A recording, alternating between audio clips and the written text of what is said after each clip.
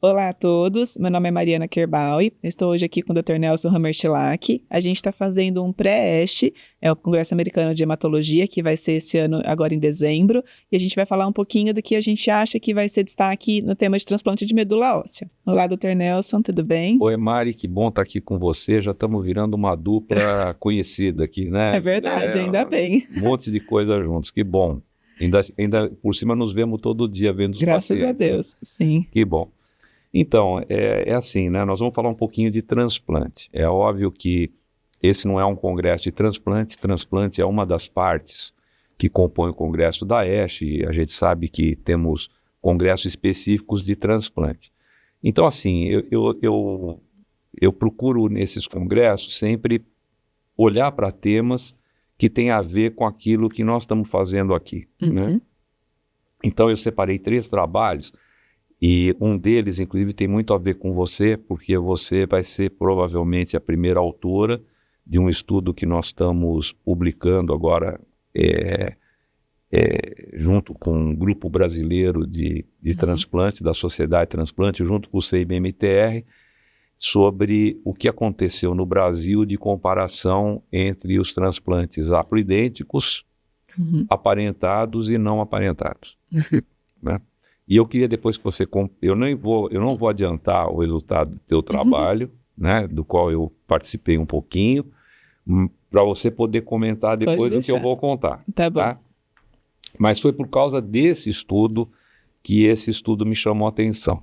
E esse estudo é um estudo do grupo europeu, do Working Party de leucemias agudas e do EBMT, e o primeiro autor é o Dr. Arnon Nagler, de Israel, e ele comparou exatamente os transplantes haploidênticos com transplantes aparentados e não aparentados num grupo de pacientes com leucemia mieloide aguda secundária, em primeira remissão. Então, esses pacientes com leucemia mieloide aguda secundária em primeira remissão, ele quis saber se havia diferença entre essas modalidades de transplante. Pasme, 3.862 pacientes foram incluídos no grupo europeu. Isso aqui é um negócio incrível, a questão dos trabalhos cooperativos, sendo que 643 foram haplos, 715 aparentados e 2.504 não aparentados. E o que ele mostrou foi que, tanto no que se refere à mortalidade não relacionada à recidiva, que a mortalidade não relacionada à recidiva, ela foi menor no transplante haplo comparado com o transplante aparentado e não aparentado. Mas a sobrevida geral foi menor no haplo. Então, se você comparar o transplante haplo com o transplante aparentado, a sobrevida geral foi menor no haplo. Mas, quando ele comparou com o não aparentado, não houve diferença. Não é? Foi inferior, principalmente ao aparentado, né? Então, o haplo foi inferior ao aparentado, mas não foi inferior ao não aparentado, né? Então, e os outros parâmetros também, como sobrevida livre de doença, taxa de recidiva, aquela coisa composta de doença enxerto contra hospedeiro mais sobrevida livre de doença. Então, eu achei esse dado interessante e eu queria que você comparasse isto aqui com os dados que nós encontramos nos estudos, no nosso estudo, que mostra uma população do Brasil e o que poderia, nesse nosso estudo, apesar de que o nosso estudo não foi exclusivamente doença secundária, mas o que poderia ter nessa população nossa de diferente que pudesse provocar alguma diferença nesses resultados. É uma discussão bem interessante. Então, o trabalho que o senhor está comentando foi um trabalho nosso brasileiro, que a gente foi apoiado pelo GEDECO e pelo CBMTR, que a gente avaliou prospectivamente em pacientes com leucemia mieloide aguda, leucemia linfóide aguda e síndrome mielodisplásica, a realização comparando aparentado, não aparentado e haploidêntico. Nossa dúvida aconteceu porque a gente vem fazendo muito transplante haploidêntico no Brasil, até por uma questão de dificuldade de encontrar doador no banco, dificuldade de coleta que alguns centros enfrentam, e às vezes acaba sendo mais fácil, até mais rápido fazer um transplante haploidêntico. E o que a gente encontrou, então, nesse estudo prospectivo, também incluímos um número grande de pacientes em cada braço, foi que na nossa população, o transplante haploidêntico foi inferior em sobrevida global ao transplante aparentado e ao não aparentado. E o Léo nos ajudou bastante com a estatística, inclusive ele foi até elogiado, né, pelo CBMTR, mas ele teve o capricho de fazer uma análise multivariada, né, dos dados, e realmente a gente persistia com esse achado de ser inferior em questão de sobrevida o transplante haploidêntico. E a gente analisou também outros endpoints, por exemplo, recaída também acabou sendo um pouco inferior nesse grupo, e a gente tentou procurar a razão, então o Léo pensou bastante sobre isso, a gente sentou para conversar, a gente tentou avaliar se isso teve relação com o tempo até o transplante, e realmente a gente não identificou nesse trabalho o porquê que a gente estaria, né, tendo essa pior resultado. O que eu levo em consideração não foi um achado do estudo, mas é, por exemplo, a questão da imunossupressão. Eu acho que a gente tem um problema grande no Brasil com relação à infecção. Por exemplo, a gente tem uma alta sorologia para citomegalovírus no nosso país. Quando a gente compara com os Estados Unidos e Europa, nossa costuma ser 90% de sorologia positiva, lá eles têm 30%, 40%. E eu acho que quando a gente faz protocolos de haplo idêntico, a gente está fazendo uma maior imunossupressão, e eu acho que a gente acaba tendo que ter uma atenção maior com a parte infecciosa na nossa população. Eu acho que um dos fatores que a gente tem que levar em consideração talvez seja isso. Acho que a diferença desse estudo é que eles realmente só incluíram leucemia secundária, a gente também incluiu LLA e SMD também, então, mas eu acho que são dados interessantes para a gente se debruçar e estudar, né? É isso, né? Outra coisa também que eu me interessei no congresso foi por um outro assunto que dói muito para qualquer transplantador, né? Que chama recidiva. Uhum. Né? Então, hoje, eu acho que talvez a principal causa de morte tardia em pacientes transplantados, quer dizer, há mais de 100 dias, né, não relacionado ao transplante, é a recidiva. Né? Então, você tem várias formas de atuar na recidiva. Vai desde como você prepara o indivíduo antes do transplante, que tipo de... quanto que ele conseguiu de entrar no transplante com o mínimo de doença possível, no regime de condicionamento que você escolheu, como é que você tira imunossupressão, como você faz manutenção, quer dizer, tem uma série de abordagens. Essa é uma abordagem extremamente interessante, que foi a abordagem de um querido amigo, que é o Dr. Uday Popati, do MD Anderson, que é um fulano extraordinário e que sempre que possível nos ajuda aqui no Brasil, em muitos casos que eu tenho dúvida, escrevo para ele e me responde em 10 minutos, né? E ele montou um trabalho querendo diminuir recidiva em pacientes que têm leucemia de mau prognóstico. Então, aquelas doenças que a gente já sabe que muitas vezes o próprio transplante pode não ser bom, ou porque o fulano entra com doença, ou porque ele cai no grupo do European Leukemia Net de alto risco, ou porque ele tem P53 e assim por diante.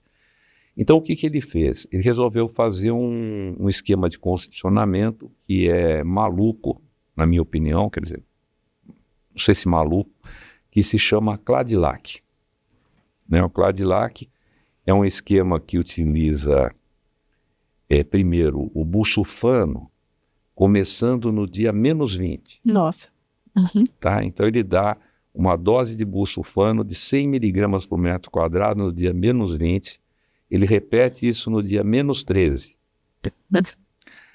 Aliás, isso ele já tinha publicado antes, com uma dose um pouquinho menor, sem as outras coisas, só fazendo isso com esquema de busulfano e fludarabina. E agora que ele foi ampliando a história dele, né? Aí ele faz fludarabina 10 miligramas por metro quadrado e cladribina 10 miligramas por metro quadrado.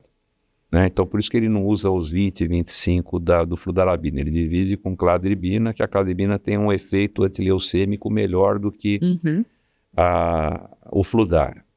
E depois ele utiliza o busulfano com esquema de alvo de 20 mil, né, de alvo, do dia -6 ao -13. E além de tudo, ele usa o venetoclax, 400 miligramas, do dia -22 até o dia -3. Por isso que chama Cladilac, que é o uso de todas esses exames, né? E depois ele faz, logicamente, uma prevenção de doença, enxerto contra o hospedeiro. Ele usa ciclofosfamida, né? Tacrolimus MMF. E o que ele achou? Não. Ele fez 49 pacientes. Não é um número tão grande, né? E transplantes diversos, tanto transplante aparentado, não aparentado, quanto aplo. E o segmento dele não chegou a 2 anos ainda, né? E, portanto, inclusive a sobrevida livre de progressão em 1 ano não foi atingida. Né? Mas em 2 anos ela foi de 61%. Então, se você pegar um grupo de pacientes desta magnitude, de gravidade, ter uma sobrevida de 61% em 2 anos é bastante importante, né? E a taxa de sobrevida global em 2 anos foi de 65%, a taxa de recidiva de 16%, e a mortalidade não relacionada à recidiva, que mediria a toxicidade do esquema, foi de 22%, não foi tão alta assim para o que foi utilizado. Então, na verdade, eu acho que esse estudo ele é encorajador. Com certeza. Não é? Para que a gente possa estar melhorando cada vez mais os nossos resultados. E o outro trabalho que eu separei, eu vou já emendar, porque ele, na verdade, é uma emenda deste protocolo para pacientes idosos, né? Então, mostrando uma outra coisa que nós praticamos aqui no Einstein também, que é a avaliação geriátrica ampla. Então, esse grupo, que é do Memorial de Nova York, né, que é o Dr. Lin, que é do grupo do Sérgio Giralt, do Penares, esse pessoal todo, ele nesse estudo, ele foi avaliar a hipótese de que se você usar a avaliação geriátrica para estabelecer qual tipo de transplante, o quão pesado você deve ir num transplante, você poderia levar a um endpoint primário de ter uma mortalidade não relacionada à recidiva de 10%, comparado com 25% que eram os dados históricos desse mesmo grupo para idosos. E foi assim que eles fizeram. Então, eles separaram em 2 grupos os pacientes considerados robustos e os pacientes considerados frágeis.